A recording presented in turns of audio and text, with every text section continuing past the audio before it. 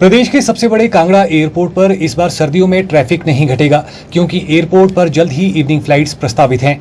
Evening flights Kangra airport पर शुरू होने से हैदराबाद से आने वाले पर्यटक एक ही दिन में दिल्ली होते हुए धर्मशाला पहुंच सकेंगे।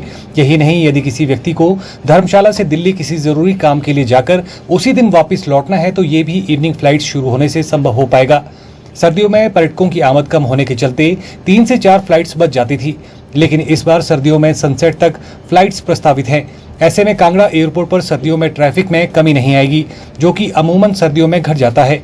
जब शाम की फ्लाइट्स शुरू हो जाएंगी तो पर्यटकों के लिए आसानी होगी। गौरतलब है कि मुंबई या हैदराबाद से धर्मशाला आने जाने वाले पर्यटकों को वाया दिल्ली ही जाना पड़ता था और एक दिन पहले निकलना पड़ता था, लेकिन जब शाम की फ्लाइट शुरू हो जाएंगी तो ये पर्यटक सुबह हैदराबाद से निकलेगा, वो शाम तक धर्मशाला पहुंच सकता है। शाम की फ्लाइट शुरू होने से ट्रैफिक बढ़ने के साथ पर्यटक भी बढ़ेंगे। कि हम लोग सेकेंड शिफ्ट ऑपरेशन के लिए काफ़ी दिन से वेट कर रहे थे, क्योंकि अभी तक हमारे यहाँ सिर्फ 2 बजे तक ही ऑपरेशन था। तो हम शाम के ऑपरेशन के लिए भी काफ़ी प्रयासरत थे। स्टेट गवर्नमेंट भी चाह रही थी, लोकल भी चाह रहे थे, पैसेंजर भी चाह रहे थे और हम भी चाह रहे थे। तो उसका अभी भारतीय विमानपत्तन प्राधिकरण का जो टॉप मैनेजमेंट है, उन्होंने इसे सीरियसली कंसीडर किया और उसका अप्रूवल दे दिया है। तो अब सुबह 5 बजे से शाम को 7 बजे, मतलब सनराइज से सनसेट तक अब यहाँ एयरक्राफ्ट हो सकते हैं। अब उसके लिए बस एक मैन पावर की रिक्वायरमेंट है, जो हमारे इंटरनल डिपार्टमेंट के साथ बातचीत चल रही है और वो पॉसिबली हम ये उम्मीद कर रहे हैं कि विंटर सेशन जब अभी आएगा अक्टूबर से, उसमें हम शाम की भी फ्लाइट में डालने की कोशिश कर रहे हैं। क्योंकि जो शेड्यूल फ्लाइट थी वो लगभग 16 फ्लाइट मूवमेंट्स डेली के थे, बट वो कुछ वजह से कुछ एयरक्राफ्ट नहीं चल पाए, जिसकी वजह से अब हमारे पास 10 से 12 फ्लाइट मूवमेंट्स डेली होते हैं।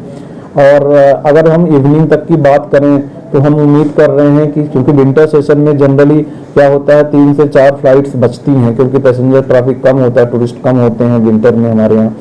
तो हम उम्मीद कर रहे हैं कि ये जो अभी हमारा जो ट्रैफिक है वो शायद अब घटेगा नहीं, क्योंकि जो विंटर में घट जाता था, क्योंकि अब हम इवनिंग में फ्लाइट्स ले सकते हैं। और विंटर में क्या होता है, 6 बजे 7 बजे फ्लाइट पकड़ना थोड़ा दिल्ली वगैरह से मुश्किल भी होता है, क्योंकि उसके लिए आपको 3 बजे निकलना होता है। तो जब आपको शाम की फ्लाइट्स हो जाएंगी तो टूरिस्ट के लिए बड़ा इजी है। अब आप बॉम्बे या अगर आप हैदराबाद से आ रहे हैं तो बाय दिल्ली ही आना है आपको यहाँ, तो आपको एक दिन पहले आना पड़ता था। अब वो घट जाएगा, आदमी अगर सुबह हैदराबाद से निकलेगा तो शाम तक यहाँ पहुँच सकता है। तो इस तरीके की कनेक्टिविटी जब बनेगी तो मुझे लगता है कि इससे और टूरिस्ट भी बढ़ेंगे, हमारा ट्रैफिक भी बढ़ेगा और हम सब के लिए कन्वीनियंट भी हो जाएगा कि एक बंदा अगर सुबह यहाँ से हिमाचल से जाके दिल्ली से वापस भी आ सकता है। शाम कॉन्सेप्ट है ये होना चाहिए, बट होता क्या है कि कई कांस्टेंट आ जाते हैं। जैसे सबसे बड़ा हमारे यहाँ कांस्टेंट है जो हमारे पास स्पेस है, वो अभी आप टर्मिनल जो है हमारा छोटा टर्मिनल है। और एक अपडेट आपके लिए ये भी है कि हम उस टर्मिनल को भी एक्सपेंड कर रहे हैं।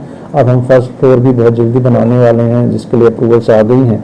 तो ये टर्मिनल भी थोड़ा सा बड़ा हो रहा है, बट अभी इतना बड़ा नहीं हो पाया कि हम उसमें म्यूजियम या कुछ और एक्टिविटी कर पाएँ। लेकिन जैसे ये एक्सपेंशन होगा या टर्मिनल बिल्डिंग शायद जब बड़ी होगी तो आप देखेंगे हर एयरपोर्ट पे जनरली इस तरीके की चीज़ें होती हैं, तो हमारे एयरपोर्ट पे भी डेफिनेटली होगा। और फिर भी हमने अभी एक टूरिज्म काउंटर एयरपोर्ट के अंदर बनाया हुआ है, जिसमें टूरिज्म डिपार्टमेंट्स के स्टाफ बैठते हैं।